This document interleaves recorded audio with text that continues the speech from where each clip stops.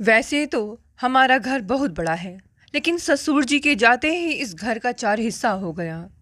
सबके गेट जुड़े हुए हैं, इसीलिए मेरी सब दीवर दिवरानियों की खबर मुझे रहती है। मेरे घर के बाहर से ही सड़क जुड़ी हुई है। ज़्यादातर हमें इन गाड़ियों की आवाज़ों से सामना करना पड़ता है। वैसे भी आदत सी हो गई है। गाड़ियों की आवाजाही की वजह से धूल मिट्टी का सीधा असर हमारे कांच के गेट और खिड़कियों पर पड़ता है।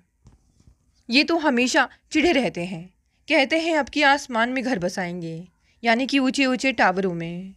बस आज मैं सफाई कर रही थी और साथ ही साथ अपने गमलों की भी छटाई कर रही हूँ। बस अब 2-4 ही गमले रखूँगी। गुनगुनाना मुझे बहुत पसंद है। गुनगुनाते हुए सफाई कर रही थी कि एक टैक्सी मेरे गेट के सामने रुक गई, जिसमें से उतरकर मेरी सबसे छोटी देवरानी ड्राइवर को भाड़ा दे रही थी। काव्या को देखकर मैं आश्चर्य हुई। अरे काव्या, तुम तो कल आने वाली थी ना? हाँ दीदी, लेकिन कल वहाँ शहर बंद है, कुछ गड़बड़ हुई तो आफत हो गई, इसीलिए आज ही आ गई। अच्छा किया, देवर जी घर में ही हैं और वह तुम्हारी नौकरानी शीला भी आज आई हुई है। अच्छा, उसने बात समाप्त की। नन्हा क्रिस टैक्सी के रुकते ही अपने मित्रों के पास भाग गया था। उसने अकेली ही सब सामान उठाया और चल दी। अच्छा है, मयंक घर में ही है। वह मन ही मन प्रसन्न हुई। उसने धीरे से दरवाजे पर दस्तक दी। शायद अंदर रेडियो बज रहा था। उसने द्वार पर लगी घंटी बजाई। सो रहे हैं क्या? मन ही मन बुदबुदाया। शाम के 5 बजे इतनी गहरी नींद? वह खड़ी खड़ी सोच रही थी। अब की घंटी जोर से दबाई। कौन? आ रहा हूँ, मयंक ने अंदर से आवाज़ दी। उसे लगा मयंक को दरवाज़ा खोलने की कोई जल्दी नहीं है। हाथों में सामान लादे द्वार पर खड़े खड़े उसका सारा उत्साह ठंडा पड़ गया था। दरवाज़ा खोलकर मयंक बुरी तरह चौंके। अरे तुम तो कल आने वाली थी ना? हाँ, गलती की जो आज आ गई, उसने कुढ़कर कहा। नहीं, मैंने तो यूं ही कहा। तुमने कल आने की बात लिखी थी ना? सो रहे थे क्या?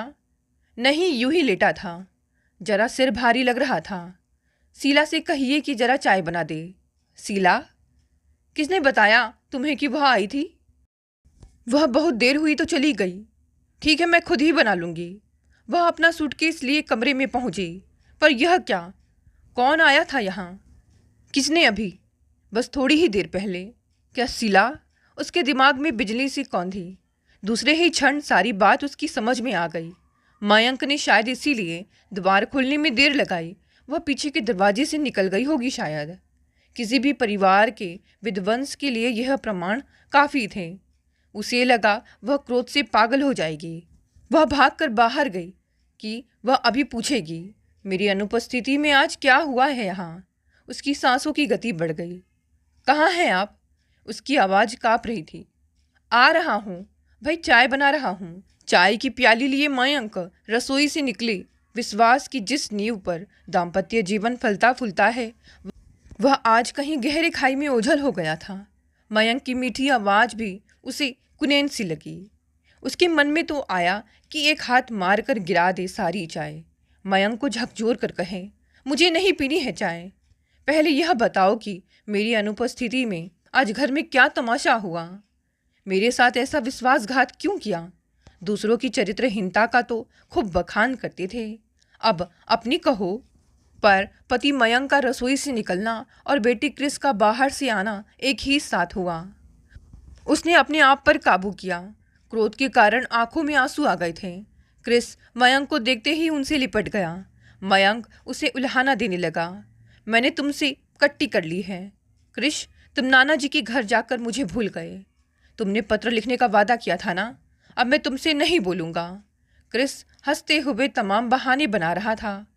कोई और दिन होता तो पिता पुत्र के वार्तालाप का वह भी आनंद लेती, परंतु आज उसके हृदय में आग जल रही थी। वह मयंक से एकांत में मिलने को व्यग्र थी। क्रिस के कारण वह कुछ भी नहीं कह सकी।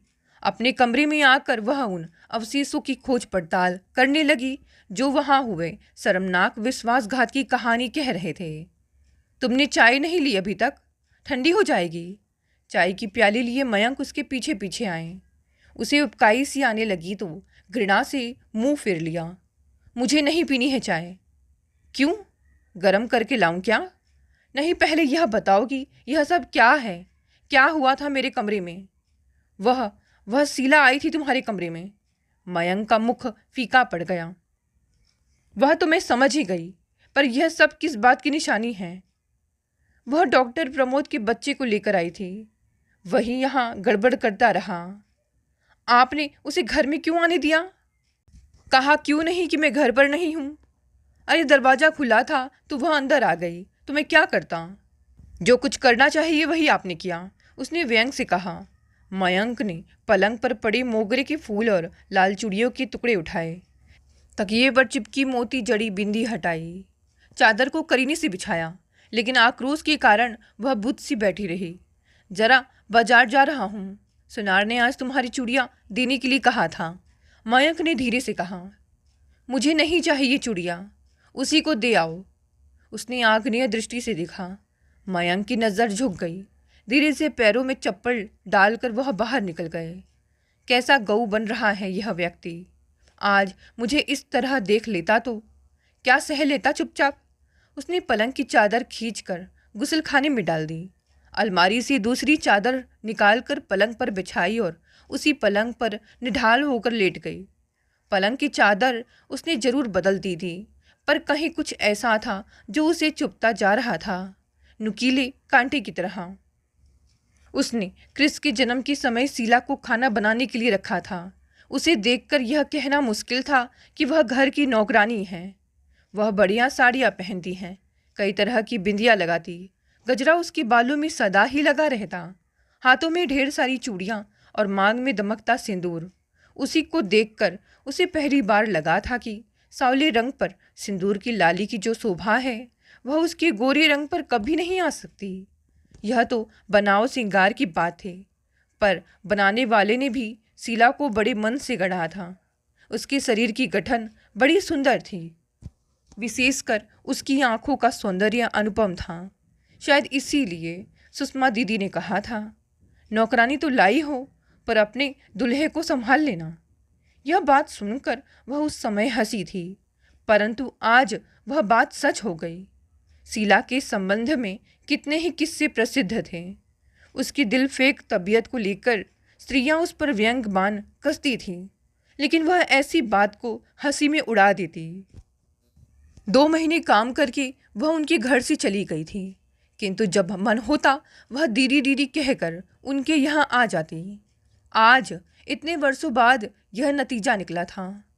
तुम्हारी चूड़ियाँ, मयंक ने हौले से कहा, लेकिन वह तकिए में मुंह गड़ाए वैसी ही पड़ी रही। कुछ देर बाद उसे कमरे से बाहर जाती हुई पदचाप सुनाई दी। उसने सिर उठाकर देखा, सामने मेज पर चूड़ियाँ रखी थीं। उसने उन्हें छुआ तक नहीं। पलंग के पास ही सूटकेस रखा था। वह सोचने लगी, इस सूटकेस को लेकर वह सुबह ही मायके लौट जाए। यहीं अकेले पड़ा रहने दे मयंक को, लेकिन वहाँ जाकर वह कहेगी क्या? क्या बहाना बनाएगी? सच बात कहने से उसकी हेटी नहीं होगी? नहीं, मायके जाना ठीक नहीं होगा। विवाहित बेटी का स्थायी रूप से मायके में रहना कभी आनंद और सम्मान की बात नहीं हो सकती। शीला के कारण वह अपना घर क्यों छोड़ दे? अब वह उसे घर में घुसने ही नहीं देगी। लेकिन मयंक, वह उनसे महीने 2 महीने नहीं बोलेगी। वह उन्हें पश्चाताप की आग में जलाएगी। क्रिस उसके पास ही सो रहा था।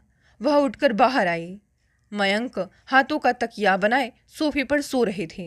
रसोई में टिफिन जैसा का तैसा पड़ा था।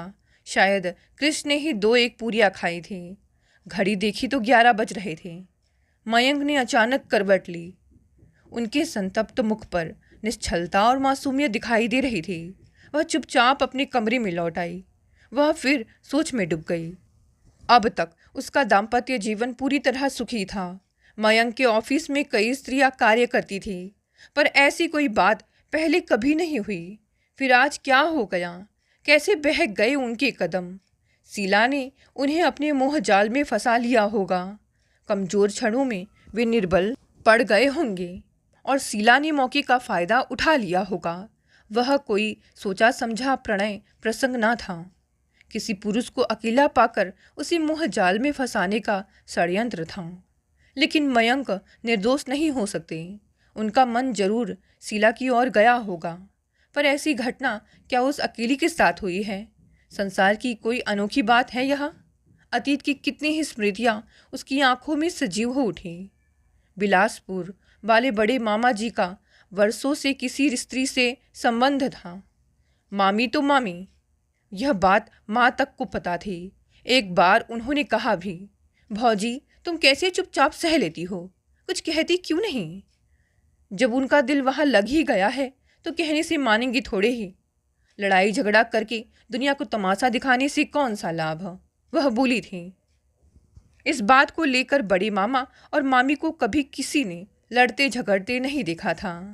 अपनी इस सहिष्णुता के कारण मामी पूरे परिवार की ही नहीं बल्कि मामा की आंखों में सदैव चढ़ी रहीं। कुछ सालों के बाद बड़े मामा के मन से वह स्त्री उतर गई। पीछे अपने बुरे दिनों में वह कई बार बड़ी मामी के पास आती।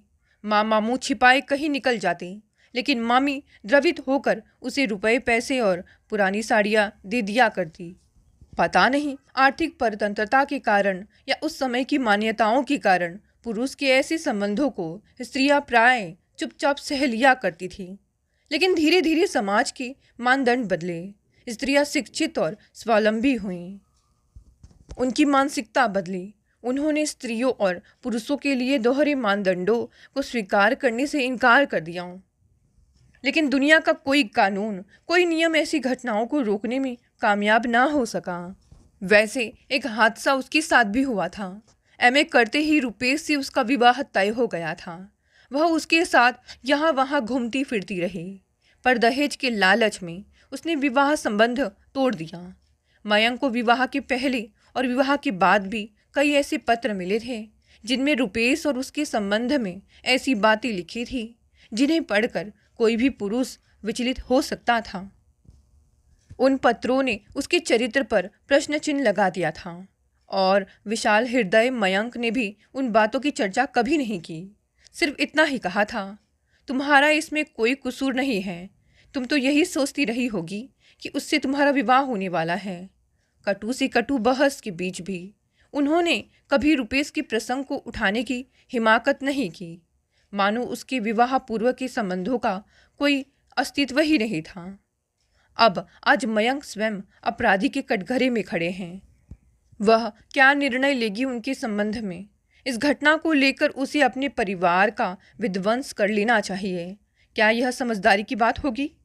असावधानी के कारण जिस तरह मनुष्य के बहुमूल्य वस्तुओं का हरण हो जाता है, चोरी हो जाती है, उसी तरह आत्मसंयम के अभाव में स्त्रियों के शील का हरण हो जाता है, पुरुषों के चरित्र का पतन हो जाता है। आत्मसंयम खो देने से ही मयंक से यह भूल हो गई होगी। बहुत संभल कर चलने वाला भी कभी फिसल कर गिर जाए तो क्या आश्चर्य। उसे याद आया आत्मग्लानि से कैसा निष्प्रभ हो गया था। मयंक का मुख, जो व्यक्ति चरित्रवान हो, जिसमें किसी प्रकार का छुछुरापन ना हो, वह बस एक बार गिर जाए तो क्या उसे त्याग देना चाहिए? उसी बात का हमेशा ताना देकर उसे अपमानित करना चाहिए? अपने व्यंग बाणों से उसे छलनी कर देना चाहिए? पता नहीं। यही सब सोचते सोचते कब उसकी आंख लग गई, उसे पता ही नहीं चला। देखते ही देखते लगभग 1 माह बीत गया। मयंक से उसकी बातचीत नहीं के बराबर ही थी।